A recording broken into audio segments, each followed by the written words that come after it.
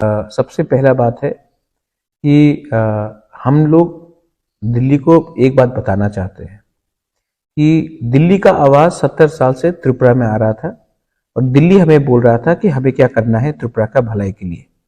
अब त्रिपुरा के हानि बुसा वो दिल्ली को बताएंगे कि हमारे दिल में क्या बात है। दिल्ली को भी हमारा बात सुनना पड़ेगा, क्योंकि दिल्ली हमसे बहुत दूर है तो वो नॉर्थ ईस्ट को इग्नोर करते हैं। लेकिन अब नॉर्थ ईस्ट के लोग, त्रिपुरा के लोग दिल्ली में जाकर जंतर मंतर में, उनके राजधानी में, हिंदुस्तान के राजधानी में हम लोग अपना बात करेंगे। हम लोग भी इंडिया के हैं, हमारा भी एक प्रॉब्लम है, हमको भी दुख लगता है, हमको भी दर्द होता है, हमारा भी प्रॉब्लम है। आप सिर्फ दिल्ली का बात हमसे बात करके ये अब देश नहीं चलेगा।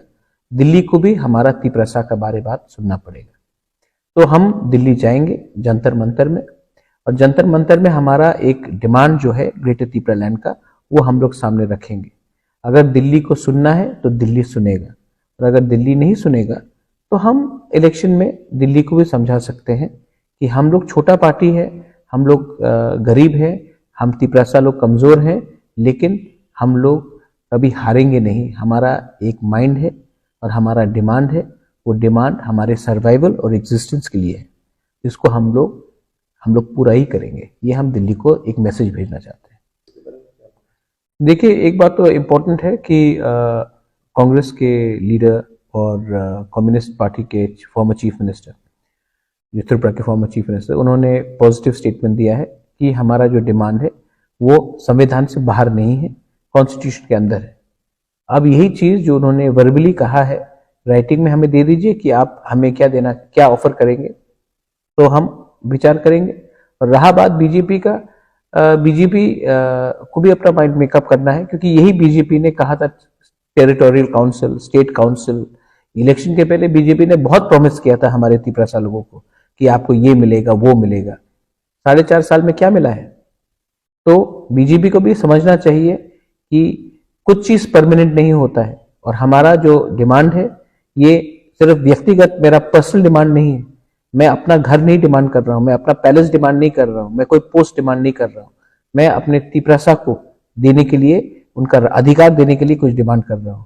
और अगर बीजेपी ये बात समझती है तो उनको भी राइटिंग में देना पड़ेगा, वरना अलायंस नहीं होगा। हम लोग अब तिप्रसा लोग समझ चुके हैं कि अगर हम किसी और के ऊपर डिपेंड करेंगे तो हमारा कुछ नहीं होगा।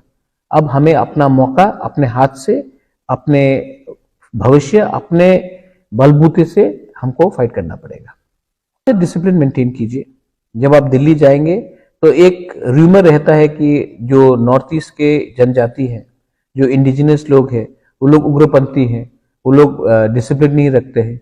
तो मैं चाहता हूं कि हमारे जो तिप्रसा वॉरियर्स जब जाएंगे दिल्ली में, बुरुई हो, बुमा हो, यूथ हो, सीनियर्स हो, तो एक डिसिप्लिन रखना चाहिए, क्योंकि हम अपने राज्य के एम्बेसडर्स हैं। शांति से अपना डिमांड रखेंगे और अपना पॉइंट ऑफ व्यू रखेंगे। और जो लोग नहीं गए हैं, मैं उनको बोलना चाहता हूं कि मैदान हम घर को भी खाली नहीं छोड़ सकते। तो बहुत लोग आने वाले दिन में पैसा फेंकेंगे हमारे लोगों, लीडर्स को खरीदने के लिए, हमारा थानसा को तोड़ने के लिए, अपने तिप्रसा के बीच में ही झगड़ा लगाने के लिए।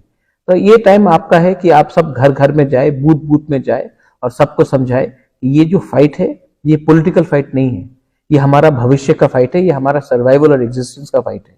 2026 में डिलिमिटेशन होगा, उसके बाद हमारा फ्यूचर क्या रहेगा इस अपने ही राज्य में आप सब जानते हैं। इसके लिए उससे पहले हमको एक कॉन्स्टिट्यूशनल सोल्यूशन लाना है, और इसके लिए हमें हर वॉरियर, हर तिप्रसा, आप कोई भी पार्टी में हो, इस बार आप पार्टी के बारे नहीं, अपने कम्युनिटी के बारे सोचिए और एक बार होकर अपने भविष्य के लिए, एक बार अपने नेक्स्ट जनरेशन के लिए फाइट कीजिए।